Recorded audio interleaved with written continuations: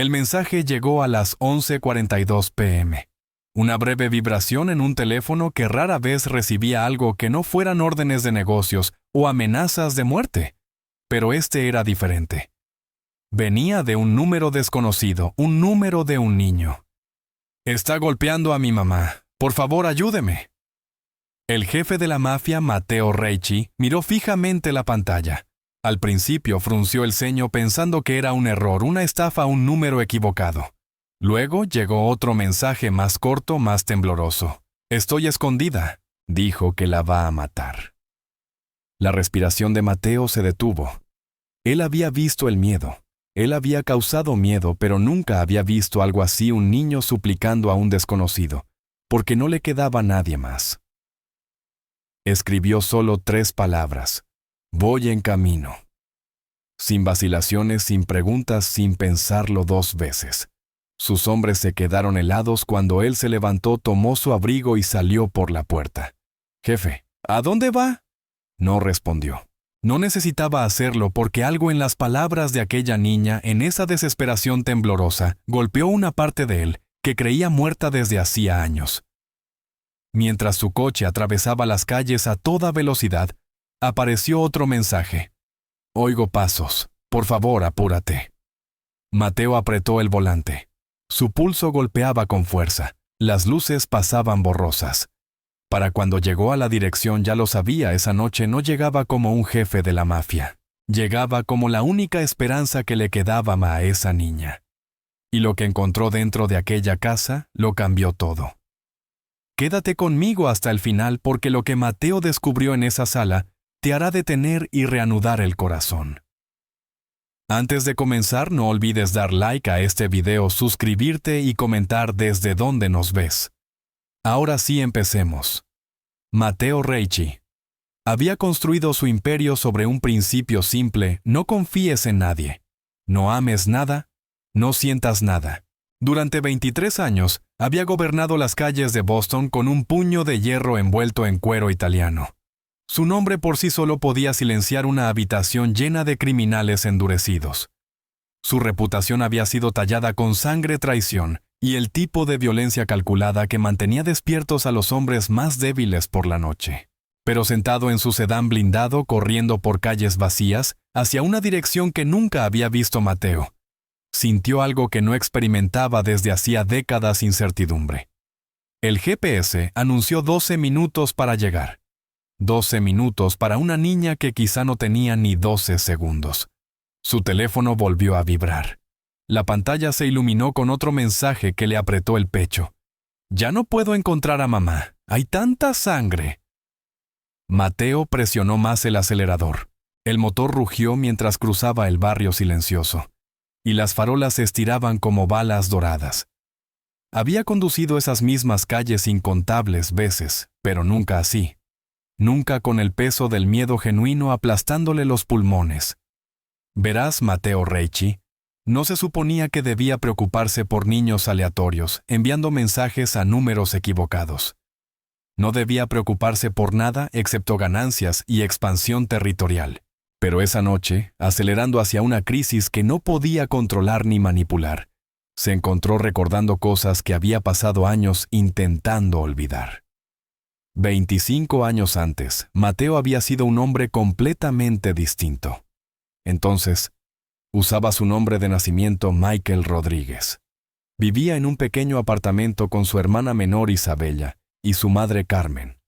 Eran pobres pero felices. Carmen trabajaba turnos dobles en una fábrica textil, mientras Michael cuidaba de Isabella después de la escuela.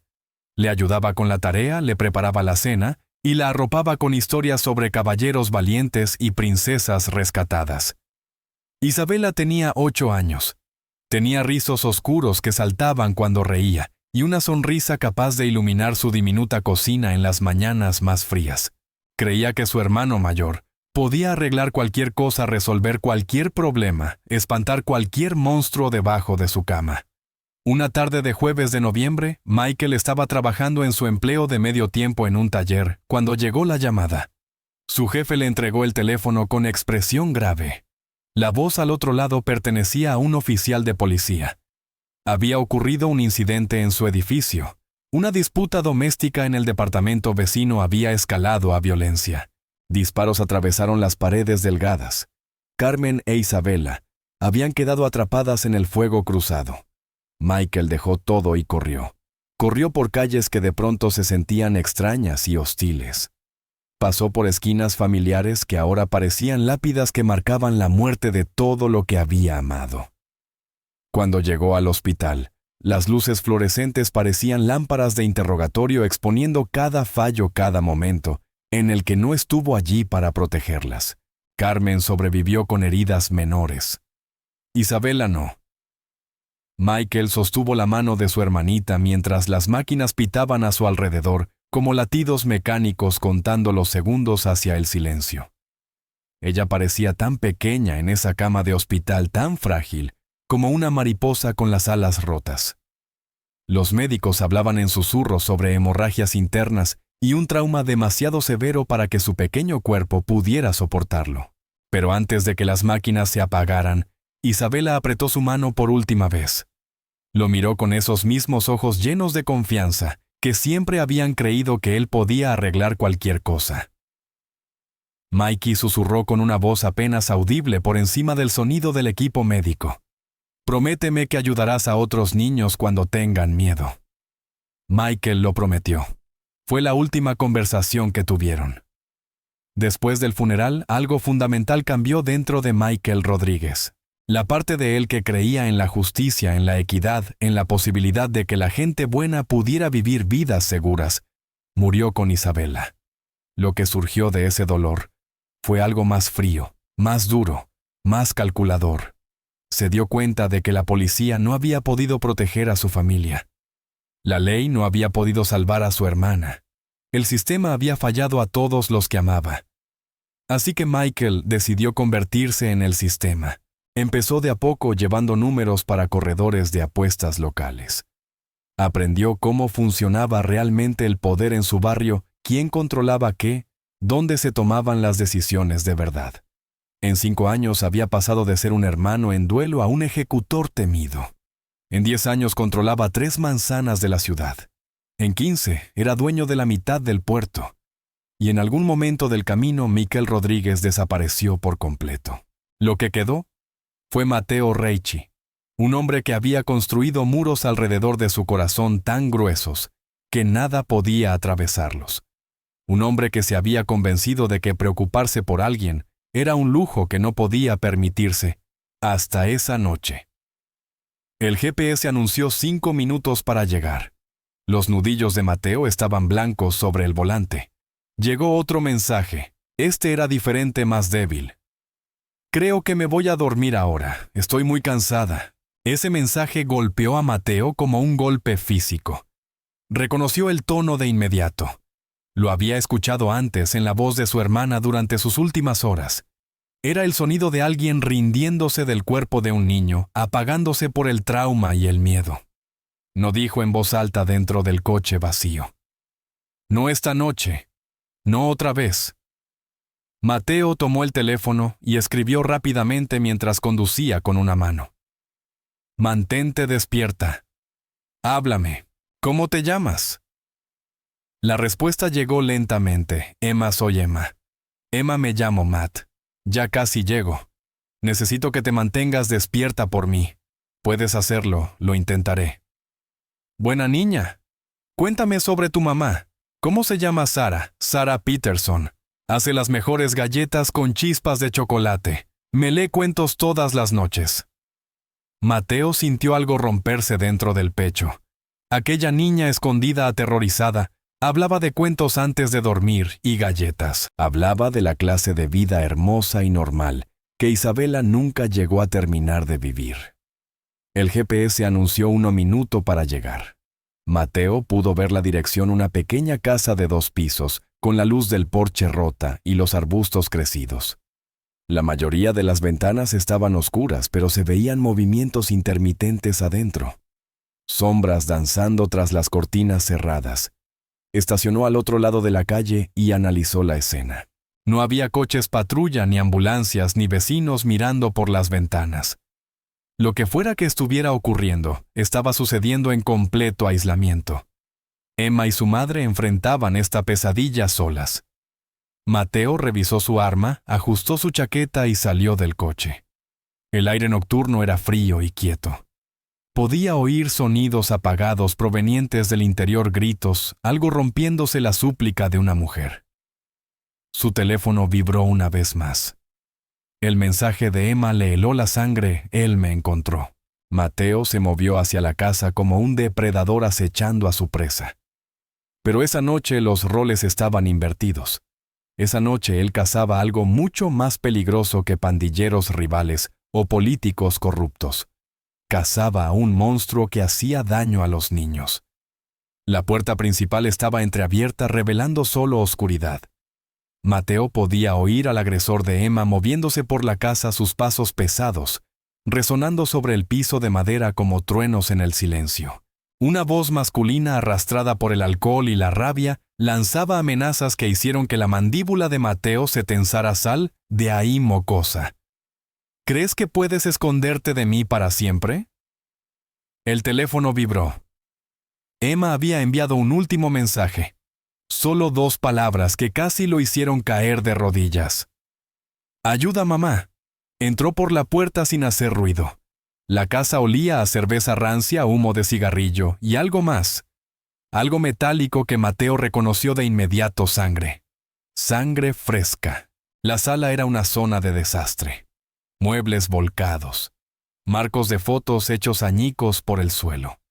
Fotos familiares desgarradas y esparcidas como hojas caídas. En el centro de todo yacía Sarah Peterson, la madre de Emma. Estaba inconsciente, su cabello rubio empapado de sangre, su respiración superficial y trabajosa, pero estaba viva. Mateo se arrodilló a su lado, revisando su pulso con la misma suavidad que alguna vez usó para consolar a Isabella. El latido de Sarah era débil, pero estable. Había sufrido una paliza brutal, pero sobreviviría si recibía atención médica pronto. Pasos pesados retumbaron por el pasillo. El hombre se acercaba a donde quiera que Emma estuviera escondida. Mateo podía oírlo arrancando puertas, maldiciendo cada vez que encontraba armarios y baños vacíos. Sé que estás aquí en algún lugar, mocosa. Cuando te encuentre vas a desear no haber tomado ese teléfono. Mateo se incorporó lentamente.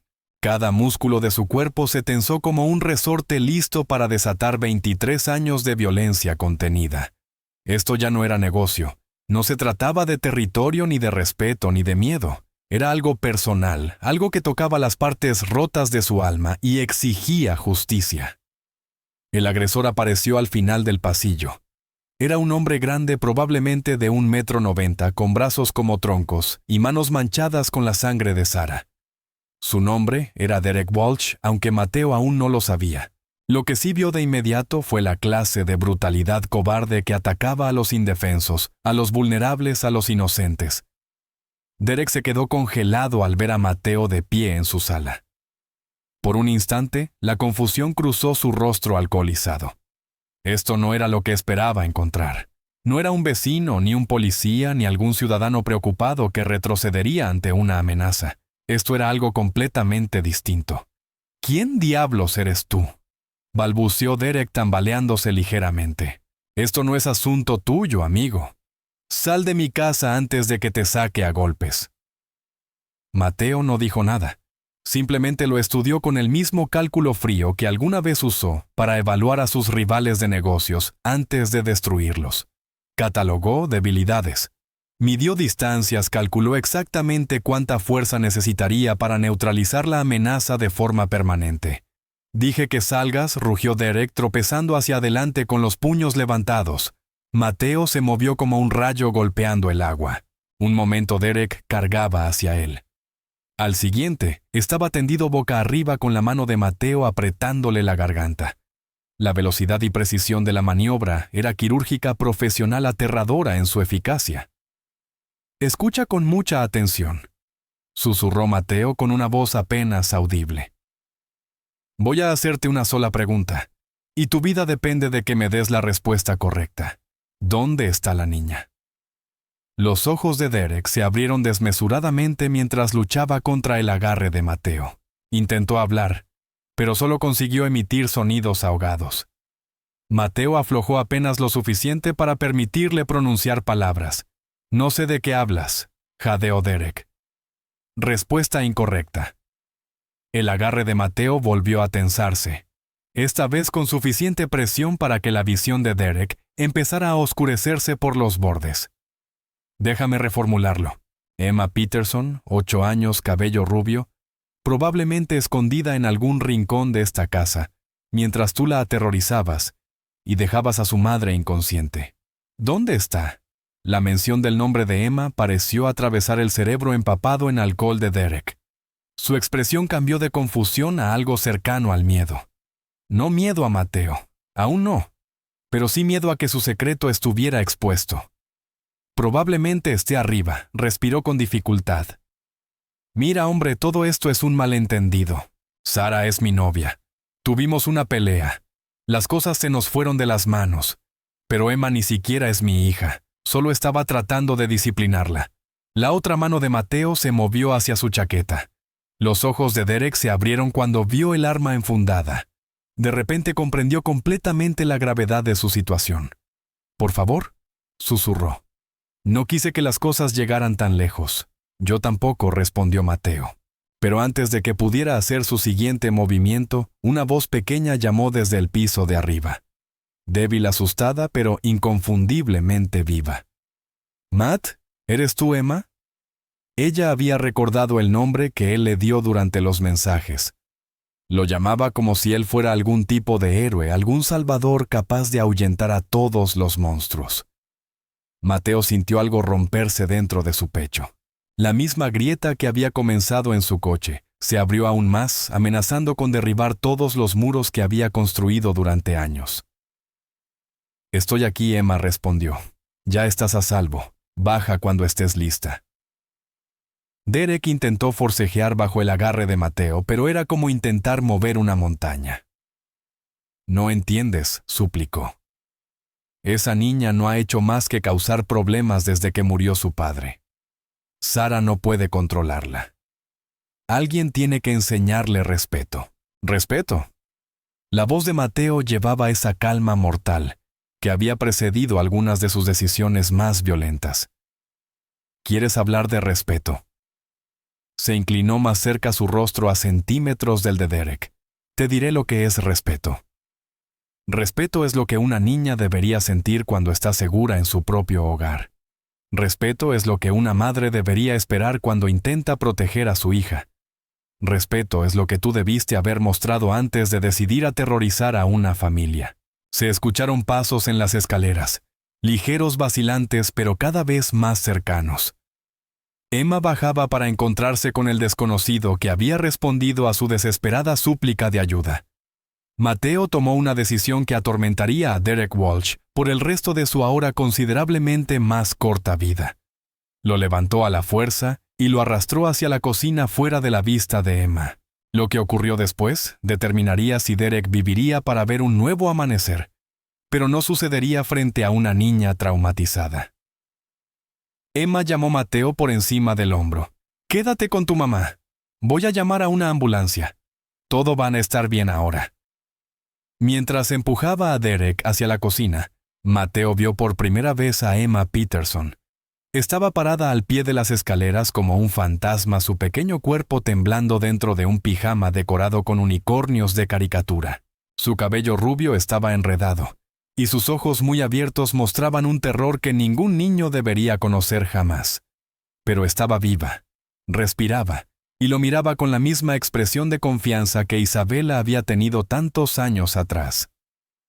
«Gracias por venir», susurró Emma. Esas 5 palabras casi destruyeron a Mateo por completo, porque en ese momento comprendió que no se trataba de venganza ni de justicia, ni de ajustar cuentas. Se trataba de cumplir una promesa que había hecho a una niña moribunda de 8 años, 25 años atrás. Se trataba de ayudar a otros niños cuando estaban asustados. La puerta de la cocina se cerró detrás de ellos, y Derek Walsh se encontró cara a cara con un hombre que acababa de recordar lo que se sentía tener algo que valiera la pena proteger. En la cocina, lejos de los ojos inocentes de Emma, Derek Descubrió lo que significaba enfrentarse a un hombre que no tenía nada que perder y todo que proteger. La luz fluorescente sobre ellos parpadeaba como un latido moribundo, proyectando sombras que bailaban sobre el rostro aterrorizado de Derek. Mateo lo presionó contra la encimera con precisión quirúrgica. Cada movimiento era calculado, controlado, intencional.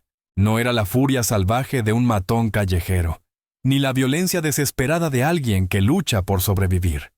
Era la aplicación metódica de la fuerza por parte de un hombre que había perfeccionado el arte de hacer desaparecer personas. «Tienes 30 segundos para explicarte», dijo Mateo con una voz tan tranquila que resultaba casi conversacional. «Y te sugiero que elijas muy bien tus palabras porque podrían ser las últimas que pronuncies». Las manos de Derek temblaban mientras intentaba formar palabras. El alcohol que había impulsado su brutalidad momentos antes, ahora trabajaba en su contra volviendo lentos sus pensamientos y pesada su lengua. «Mira, sé que esto se ve mal, pero no entiendes toda la situación». «Ilumíname», respondió Mateo. «Sara ha estado saliendo conmigo desde hace 6 meses. Desde que su esposo murió en ese accidente ha estado hecha un desastre. No puede controlar a la niña, no puede pagar las cuentas, no puede mantener la casa. Yo he estado ayudándola, ya sabes, dándole dinero, arreglando cosas por aquí, tratando de ser una figura paterna para Emma». La expresión de Mateo no cambió. Pero Derek pudo sentir que algo se movía en el aire, algo peligroso acumulándose como la presión antes de una tormenta. «Sigue», ordenó Mateo. Esta noche fue diferente. Sara había estado bebiendo y discutimos por el comportamiento de Emma. La niña ha estado actuando mal desde que murió su papá, contestando negándose a hacer tareas saliendo después del toque de queda. Sara me pidió que la ayudaran a disciplinarla, pero cuando intenté hablar con Emma, se puso descarada conmigo. Derek hizo una pausa observando la reacción de Mateo. La inmovilidad absoluta del hombre frente a él era más aterradora que cualquier grito o amenaza. «Entonces golpeaste a una mujer hasta dejarla inconsciente y aterrorizaste a su hija de 8 años», afirmó Mateo. No fue una pregunta. No se suponía que llegara tan lejos. Sara se metió entre nosotros cuando yo intentaba enseñarle respeto a Emma. Ella empezó a pegarme, a arañarme la cara, a gritar como una loca. Yo la empujé quizá un poco fuerte y se cayó y se golpeó la cabeza en la mesa. Fue un accidente. ¿Y Emma? La voz de Derek bajó al mínimo. Ella vio todo, empezó a gritar y llorar diciendo que iba a llamar a la policía. No podía permitirlo. «Tengo órdenes de arresto pendientes, hombre. Pensión infantil sin pagar cargos de agresión de mi exesposa. Si la policía llegaba, estaría de vuelta en la cárcel antes del amanecer». Mateo absorbió la información como una computadora procesando datos. Cada detalle, cada excusa, cada justificación confirmaba lo que él ya sabía. No era un crimen pasional ni un simple error de juicio. Era el patrón de comportamiento de un depredador cuya violencia había estado escalando hasta que alguien finalmente lo detuvo. «¿Así que perseguiste a una niña traumatizada por toda su propia casa?», continuó Mateo. «Destruiste su sentido de seguridad, su confianza en los adultos que debían protegerla y todo, para salvarte de enfrentar las consecuencias de tus crímenes anteriores. Si lo dices así, suena peor de lo que fue», no dijo Mateo, permitiendo por primera vez que un matiz emocional se colara en su voz. «Suena exactamente como fue». En la sala podían oír la voz suave de Emma hablándole a su madre inconsciente. Le contaba a Sara sobre el hombre bueno que había venido a ayudarlas, prometiéndole que todo estaría bien, ahora rogándole que despertara para que pudieran ir por helado mañana como habían planeado. El sonido de aquella vocecita tan llena de esperanza, a pesar de todo lo que había soportado, quebró algo fundamental dentro de Mateo. Todos los muros que había construido, todas las barreras que había levantado para mantener al mundo a distancia, se derrumbaron en un instante. Pensó en los últimos momentos de Isabela, en cómo ella le había hecho prometer que ayudaría a otros niños cuando tuvieran miedo. Pensó en todos los años que se había pasado, convenciéndose de que esa promesa era imposible de cumplir, de que preocuparse por alguien solo traería más dolor. Pero Emma Peterson le había demostrado que estaba equivocado. Su mensaje desesperado había atravesado la oscuridad de su aislamiento cuidadosamente construido, y le recordó quién había sido quien aún podía elegir ser. Derek, dijo Mateo con un tono completamente distinto. Quiero que entiendas algo. En mi línea de trabajo he conocido todo tipo de criminales que puedas imaginar. Traficantes que envenenan comunidades, usureros que destruyen familias, sicarios que terminan vidas por dinero. ¿Pero sabes qué he aprendido en todos estos años? Derek negó con la cabeza, demasiado aterrado para hablar. Los peores monstruos no son los que matan por negocio. Continuó Mateo. Son los que lastiman a los niños por placer. El teléfono de Mateo vibró. Un mensaje de uno de sus lugartenientes preguntando por su ubicación. Lo ignoró por completo. Esa noche el imperio que había construido durante décadas parecía menos importante que la niña de 8 años en la otra habitación, que había confiado en un desconocido para salvar su vida. Esto es lo que va a pasar, dijo Mateo. Vas a salir por la puerta trasera y vas a desaparecer de esta ciudad para siempre. Nunca volverás a contactar a Sarah Peterson. Nunca te acercarás a menos de 10 millas de Emma Peterson. Vas a buscar un nuevo lugar donde vivir, un nuevo trabajo, quizá incluso un nuevo nombre si eres inteligente. Los ojos de Derek se abrieron con un destello de esperanza. Esto no era la sentencia de muerte que había esperado, pero añadió Mateo. Y esa sola palabra aplastó la breve esperanza de Derek. Si alguna vez escucho que pones tus manos sobre otra mujer o niño. Si tu nombre aparece en mi escritorio relacionado con violencia doméstica. Si siquiera levantas la voz contra alguien más débil que tú. Te encontraré. Mateo se inclinó más, su voz bajando a un susurro mortal. Y cuando te encuentre, Derek Walsh, lo que te haga parecerá una conversación amable comparado con esta noche. ¿Nos entendemos? Derek asintió frenéticamente, el sudor corriendo por su frente a pesar del aire frío de la noche. Bien. Ahora desaparece antes de que cambie de opinión sobre dejarte vivir. Derek se tambaleó hacia la puerta trasera con las manos temblando tanto que apenas podía girar la manija. Al salir hacia la oscuridad exterior, Mateo lanzó una última advertencia. Derek, el reloj empieza ahora. Tienes 24 horas para estar fuera de esta ciudad. Si en 25 horas sigues aquí, nuestra conversación continuará. Permanentemente. La puerta se cerró de golpe, dejando a Mateo solo en la cocina con el peso de su decisión. Había dejado vivir a Derek, pero no por misericordia. Lo dejó vivir porque matarlo habría sido la solución fácil, la solución vieja. Esa noche requería algo distinto. Requería el tipo de justicia que da segundas oportunidades mientras deja claras las consecuencias. Mateo sacó su teléfono y marcó un número que conocía de memoria. La doctora Elizabeth Chen respondió en el segundo timbre a pesar de la hora. ¿Qué ocurre, Mateo? Necesito un favor, Elizabeth. Una mujer llamada Sarah Peterson está inconsciente por un traumatismo en la cabeza, probablemente una conmoción. Necesita atención médica inmediata, sin preguntas, sin informes policiales. ¿Dónde estás, Mateo? ¿Le dio la dirección? La doctora Chen había sido su médica personal durante 15 años y entendía las reglas no escritas de su acuerdo. Trataba sus heridas, las de sus hombres, y ocasionalmente las de personas que necesitaban ayuda, pero no podían involucrar a la policía. Estaré allí en 20 minutos, dijo ella. ¿Está esto relacionado con asuntos del negocio? No respondió Mateo, sorprendiéndose incluso a sí mismo con la honestidad. Esto es personal. Al terminar la llamada, Mateo regresó a la sala donde Emma estaba sentada junto a su madre, sosteniendo la mano de Sarah y susurrándole palabras de ánimo. La imagen de aquella pequeña figura manteniendo tanta valentía frente a un trauma inimaginable.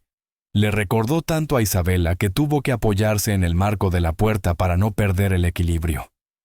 Emma levantó la vista cuando él se acercó. Sus ojos estaban rojos de tanto llorar, pero también había algo más: alivio, gratitud, confianza. ¿Se fue?, preguntó en voz baja. ¿Se fue?, confirmó Mateo.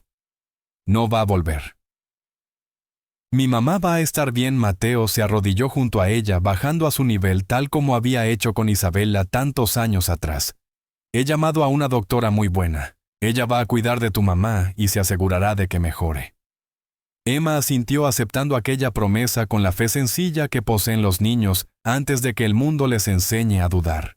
Matt dijo usando el nombre que él le había dado durante sus mensajes: ¿Por qué viniste a ayudarnos? Ni siquiera nos conoces. La pregunta lo golpeó como un impacto físico. ¿Cómo podía explicarle a una niña de 8 años que su mensaje desesperado había atravesado décadas de dolor enterrado y había despertado partes de su alma que él creía muertas para siempre? ¿Cómo podía decirle que ayudarla era en realidad honrar una promesa que le había hecho a otra niña que no vivió para ver su 9º cumpleaños? Porque respondió al fin alguien muy importante: me hizo prometer que ayudaría a los niños cuando tuvieran miedo. ¿Quién fue mi hermana? Se llamaba Isabella. Emma pareció reflexionar seriamente sobre esto. Fue la mejor persona que conocí en mi vida. ¿Dónde está ahora Mateo? Sintió cómo las lágrimas amenazaban con brotar por primera vez en 25 años. Está en el cielo. Pero creo que le habrías gustado mucho. Emma extendió la mano y tomó la suya con el mismo gesto confiado que Isabella había usado en sus últimos momentos en el hospital. Ese contacto sacudió hasta los cimientos las defensas emocionales que Mateo había construido durante décadas. Me alegra que hayas cumplido tu promesa, dijo Emma simplemente. En ese momento Mateo comprendió que todo en su vida lo había llevado hasta allí. Toda la violencia, todo el poder, todo el miedo que había acumulado a lo largo de los años, ahora parecía preparación para algo más grande. Había construido un imperio de oscuridad. Pero esa noche, ese imperio había servido a la luz. Las luces de un coche iluminaron las ventanas delanteras. La doctora Chen había llegado con su equipo médico y su absoluta discreción. Pronto Sara recibiría la atención que necesitaba y Emma recuperaría a su madre. Pero Mateo sabía que su relación con ellas apenas comenzaba. Porque por primera vez en décadas, había encontrado algo que valía la pena proteger, algo que no tenía nada que ver con territorios, ganancias o respeto obtenido por intimidación. Había encontrado una familia que lo necesitaba. Y más importante aún, había encontrado el camino de regreso a la promesa que le había hecho a Isabella tantos años atrás. Una promesa que transformaría no solo las vidas de Emma y Sara, sino también la suya de maneras que todavía no podía imaginar. Mientras la doctora Chen atendía a Sara, y Emma observaba ansiosa desde el sofá, Mateo salió al exterior para hacer otra llamada. Esta provocaría cambios que se extenderían por toda su organización. Vincent dijo cuando su segundo al mando contestó: necesito que arregles algo. Un fondo fiduciario completamente anónimo suficiente para cubrir la universidad y los gastos de vida de una niña. Jefe, ¿qué está pasando? Estoy cumpliendo una promesa, respondió Mateo. Y Vincent, limpia mi agenda de las próximas semanas. Tengo asuntos personales que atender. Por primera vez en 25 años, Mateo Reichi estaba poniendo a la familia en primer lugar. Y la niña, que había enviado un mensaje desesperado al número equivocado, estaba a punto de descubrir que a veces los ángeles guardianes más inesperados llevan trajes caros y cargan con el peso de sus propias historias de redención. La noche aún no había terminado, pero ya todo había cambiado, porque a veces hace falta el valor de un niño para recordarle a un hombre perdido quién estaba destinado a ser. 6 meses después, Emma Peterson estaba de pie en la puerta de su nuevo dormitorio, mirando a través de ventanas relucientes, cómo otros niños jugaban en el vecindario seguro al que Mateo las había mudado discretamente. Sara se había recuperado por completo. Sus moretones habían desaparecido. Su sonrisa había vuelto. Pero la verdadera transformación pertenecía al hombre que había respondido al mensaje desesperado de una niña. Mateo visitaba todos los domingos no como el temido jefe criminal de Boston, sino como el tío Matt, el hombre que enseñaba a Emma a jugar ajedrez y la ayudaba con sus tareas. Había cumplido su promesa a Isabella de formas que jamás imaginó posibles.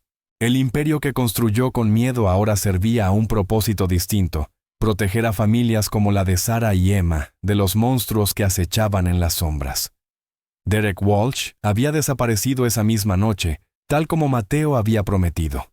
Y la noticia se había esparcido por el inframundo criminal sobre lo que les ocurría a los hombres que lastimaban niños en la ciudad de Mateo Ricci. El mensaje era claro y absoluto, pero el cambio más profundo no ocurrió en las calles de Boston ni en la casa de los Peterson. Ocurrió dentro del propio Mateo. Él había descubierto que el corazón más endurecido podía elegir el amor sobre la venganza, que el alma más oscura podía encontrar redención en la confianza inocente de una niña que necesitaba ser salvada. El mensaje desesperado de Emma había sido enviado al número equivocado, pero a veces el número equivocado resulta ser exactamente la persona correcta, en el momento preciso. A veces la salvación llega desde los lugares más inesperados, usando trajes caros y cargando con el peso de promesas hechas a niños moribundos. Gracias por ver este video, y recuerda suscribirte para más historias verdaderas e increíbles, que demuestran que incluso los corazones más rotos pueden sanar cuando se les da la oportunidad de proteger algo precioso.